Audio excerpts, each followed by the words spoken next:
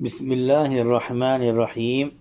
پچھلی ویڈیو میں ہم نے ذکر کیا تھا غمگین کے کان میں اذان دینا۔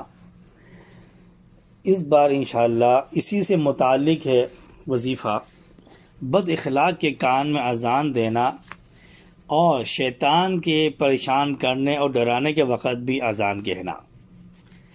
جس کی عادت خراب ہو جائے، خواہ وہ انسان ہو یا جانور، اس کے کان میں بھی اذان دی جائے۔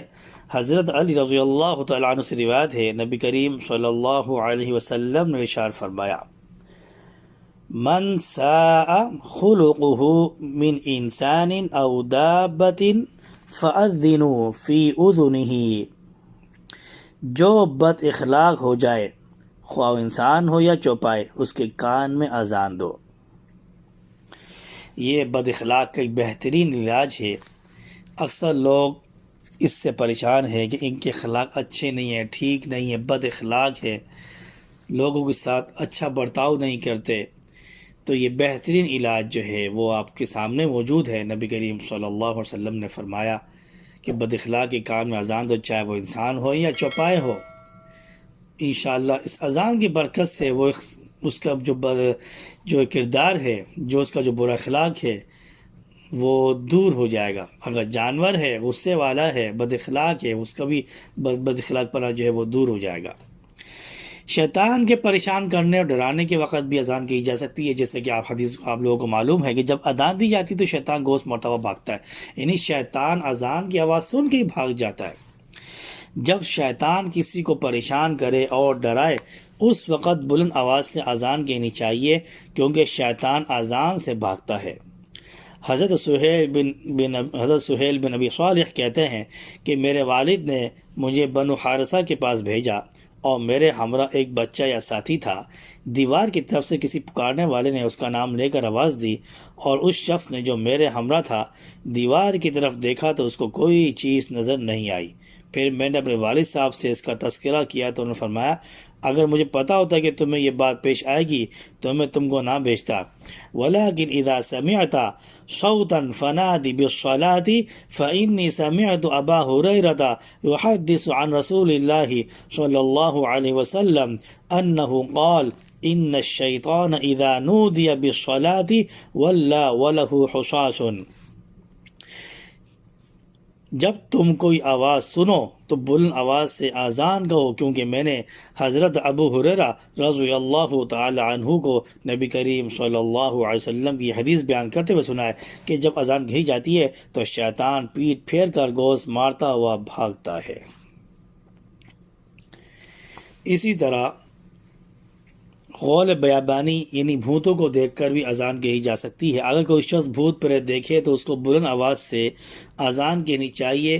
حضرت سعد بن ابی وقاص رضی اللہ تعالی عنہ کہتے ہیں کہ میں نے رسول اکرم صلی اللہ علیہ وسلم کو فرماتے ہوئے سنا ہے، اذا تغولت لکم الغیلان فاذنوا، کہ جب تمہارے سامنے بھوت پریت مختلف شکلوں میں نمودار ہوں تو اذان کہو۔